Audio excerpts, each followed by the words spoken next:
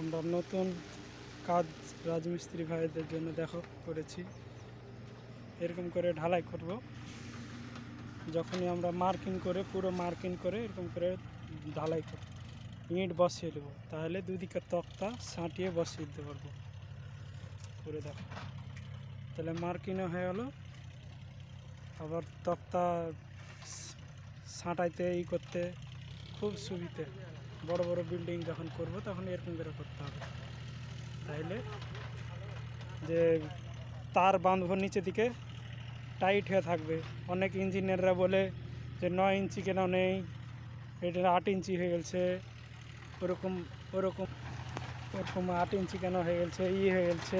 তলাটা অনেক সময় অনেক রকম প্রবলেম দেখায়, সে প্রবলেমটা আর দেখাবে না। এরকম করে যদি আমরা লাইন করে দেখো, প্রত্যেকটা আমরা লাইন করে নিয়েছি। বড় বিল্ডিং তো ওই জন্যই আমরা লাইন করে নিয়েছি, যেন দুদিকে তক্তাটা যেন সুন্দর হয়ে সেটিং হয়ে যায়।